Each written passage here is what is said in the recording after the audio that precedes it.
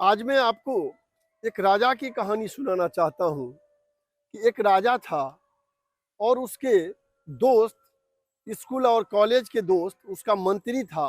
क्योंकि उस दोस्त को जब नौकरी नहीं मिली, वो पढ़ने में राजा से भी बहुत तेज था, और जब उसे नौकरी नहीं मिली तो राजा ने उसे कहा कि दोस्त, मेरे यहाँ ही मंत्री का पद खाली है, तुम अगर हो सके तो मेरे यहाँ मंत्री के पद पे रह सकते हो, वैसे भी तुम तो मेरा दोस्त ही हो, तो मेरे साथ ही रहना। तो उसने हाँ भर दिया और वो मंत्री के पद पे राजा के यहाँ नौकरी करने लगा। एक दिन सुबह सुबह राजा अपना तलवार निकाल के उस पे धार लगा रहा था। संजोग से तलवार राजा के पैर के अंगूठे पे गिरा और पैर का अंगूठा कट गया, दो टुकड़ा हो गया। राजा ने उस मंत्री से कहा कि देखो, ये मेरा पैर का उंगली कट गया, तलवार गिर गया। उसने बोला कि अब जब कट गया तो इसका क्या हो सकता है, अब जब दो टुकड़े हो गए तो कुछ नहीं हो सकता है। पता नहीं ऊपर वाला अब जो करता है उसको तो मान के चलना पड़ेगा कि जो हुआ वो हो गया, अब इसका कुछ नहीं हो सकता है।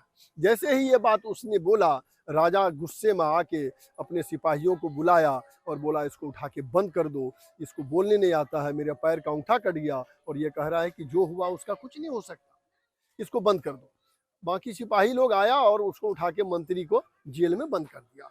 कुछ दिन के बाद 1 महीने, 2 महीने, 3 महीने जब बीता तो राजा को एक दिन शिकार खेलने जाना था। वो अपने कुछ सिपाहियों को लिया और चला जंगल में शिकार खेलने। आगे आगे राजा घोड़ा पे बैठा हुआ था, पीछे उनके सिपाही लोग भी घोड़े पे बैठ के साथ में जा रहा था। जब अंदर जंगल में गया तो कुछ कुछ दूर चलने के बाद राजा उस सिपाहियों सबसे अलग हो गया और आगे थोड़ा सा बढ़ गया और रास्ता भटक गया। राजा आगे बढ़ता चला गया, पीछे सिपाही भी उसे ढूंढता रहा। राजा कभी साथ नहीं हुआ सिपाहियों का। कुछ दूर जब जंगल में आगे गया तो वहाँ संजोग से कुछ आदिवासी लोग रहता था जंगल में ही। वो इसको देखा, आदिवासी लोग, राजा को घोड़े से नीचे उतारा और सभी आपस में बात किया कि आज ऐसा एक मिल गया है जिसको कि अगर माता जी के मंदिर में इसको अगर बलि दिया जाएगा तो माता जी खुश हो जाएंगी। बहुत अच्छा आदमी है, उसको उतारो घोड़े से। घोड़े पर से उस राजा को उतारा, उसके कपड़े उतरवाए, उसको नहलवाया। नहलाने के बाद उसको जैसे ही मंदिर के सामने ले गया उसका बलि चढ़ाने, इतने में एक किसी आदिवासी का नज़र पड़ा राजा के पैर के उंगली पे, और वो कहता है कि इसका पैर तो खंडित है, ये बलि के लायक नहीं है, इसलिए इसको छोड़ दिया जाए।